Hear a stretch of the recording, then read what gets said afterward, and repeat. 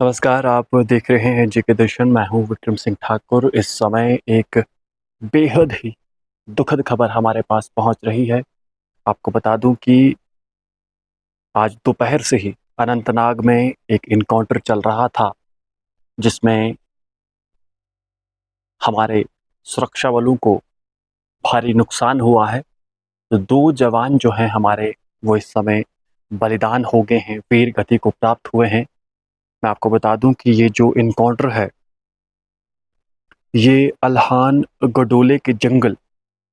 Kokernag sub division के अंतर्गत आते हैं, जो अनंतनाग ज़िले के अंदर आता है,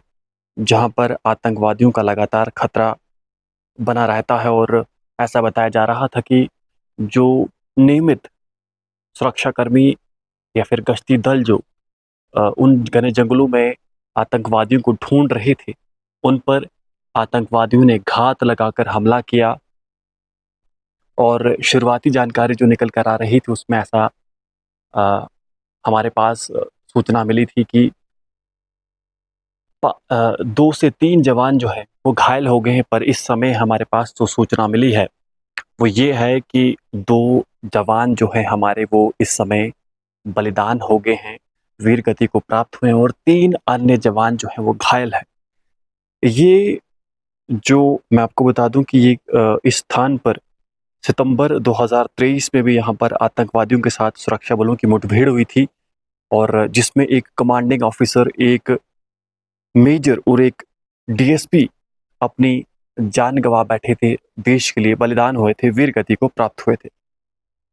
तब से ही इस इलाके में लगातार आतंकवादियों की मूवमेंट जो है वो देखने को मिलती है, और ऐसा ये भी बताया जा रहा था कि ये वही आतंकवादी हैं। ऐसा ऐसा ऐसा बताया जा रहा था कि ये शायद वही आतंकवादी हैं जो ज़िला डोडा के देसा वैली में, घने जंगलों में जो सुरक्षा बलों और आतंकवादियों के बीच में जो मुठभेड़ हुई थी, और जहाँ पर हमारे जवान बलिदान हुए थे देसा वैली में, ऐसा बताया जा रहा था कि शायद ये वही आतंकवादी हैं जो डोडा से निकलकर इस समय अनंतनाग के जंगलों में पहुँचे हैं। फिलहाल ये बहुत ही ज़्यादा दुखद खबर है। मैं आपको बता दूँ कि 2 जवान जो हैं हमारे, इस समय वीर गति को प्राप्त हुए हैं अनंतनाग के कोकरनाग सब डिवीज़न में, जहाँ पे अल्हान गडोला नाम से ये स्थान है, वहाँ पर एनकाउंटर चल रहा था और वहाँ पर सुरक्षा बलों को भारी लॉस हुआ है। फिलहाल इस समय भी लगातार सर्च ऑपरेशन वहाँ पर जारी है, और मैं आपको बता दूँ कि ये बहुत ही ज़्यादा दुखद घटना है, और ऐसी घटनाओं से हर कोई व्यक्ति झकझोर जाता है, उसका हृदय रोता है। पर बलिदान हमारे लगातार सैनिक हो रहे हैं, और एक कड़े एक एक तरह की एक ऐसी ऐसी एक ऐसी स्ट्रैटेजी को अपनाना होगा अब, क्योंकि लगातार हम देख रहे हैं कि घने जंगल जो हैं, इन घने जंगलों में आतंकवादियों से भिड़ना बहुत ज़्यादा मुश्किल है, क्योंकि अगर आप जंगल देखेंगे, बहुत बड़े जंगल होते हैं, और जब आप वहाँ पर गश्ती दल के तौर पर निकलते, जब आपको कोई ऐसी सूचना मिलती है कि आतंकवादी को यहाँ देखा गया है, या उस तरह की कोई मूवमेंट आप इंटरसेप्ट करते हैं, तो उसके बाद ये पॉसिबिलिटी 50% पॉसिबिलिटी तो ये उसी समय बन जाती है कि हो सकता है कि ये आतंकवादी जानते हैं कि आप उनकी तरफ आ रहे हैं। और उसके साथ-साथ कई सारी ऐसी भी सूचनाएँ निकल कर आ रही हैं कि कहीं न कहीं आतंकवादियों के पास ऐसे ऐसे सैटेलाइट सिस्टम या फिर ऐसे चाइनीज़ ऐप्स उनके पास है कि अगर 2 किलोमीटर की दूरी में, या फिर जिस हिसाब से हम देखते हैं कि आतंकवादी लगातार कामयाब हो रहे हैं इस पूरे इलाके में, इस पूरे जम्मू संभाग की बात करें, या फिर कुपवाड़ा की बात करें, या फिर अनंतनाग की बात करें, तो लगातार आतंकवादी कहीं न कहीं सुरक्षा बलों पर एज हासिल किए हुए हैं, और आतंकवादियों का नुकसान अभी तक, अगर हम गिनते हैं इन हाल ही के 4-5 महीनों के इन लगातार ये जो मुठभेड़ें हो रही हैं, इनमें सिर्फ़ 2 से 3 आतंकवादी मारे गए हैं। ज़्यादा से ज़्यादा 4 आतंकवादी मारे गए, पर सुरक्षा बलों का बहुत ज़्यादा लॉस हुआ है। और क्योंकि आप एक सैनिक पर, आप एक जवान पर न केवल धन उस पर समर्पित करते हैं, बल उसके साथ-साथ उस जवान के साथ-साथ उसका परिवार और देश के संसाधन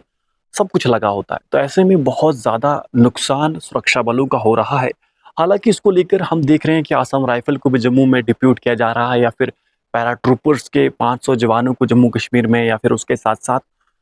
सीआरपीएफ के भी 3000 जवानों को जम्मू कश्मीर में भेजा गया है। पर फ़िलहाल अ, सारी रणनीति कहीं न कहीं इस समय काम नहीं कर पा रही, जो हमें नज़र आ रहा है। तो ऐसे में सुरक्षा बलों के लिए बड़ी चुनौती है कि कैसे जंगल में इन छुपे आतंकवादियों को, या फिर सीधा अगर कहें, जैसे कि डीजीपी वैद ने कहा था कि ये कहीं न कहीं वेल ट्रेन्ड आतंकवादी जो साल 2 साल की ट्रेनिंग ले चुके हैं, या फिर ये एसएसजी कमांडोज़ हैं जो गोरिल्ला वारफेयर में पूरी तरह से ट्रेन्ड हैं, और वो जानते हैं कि कैसे सुरक्षा बलों को मात देनी है और कैसे अ, हिट एंड रन करना है। यही जो अभी तक उनकी रणनीति है कि जैसे आपको सुरक्षा बल दिखता है,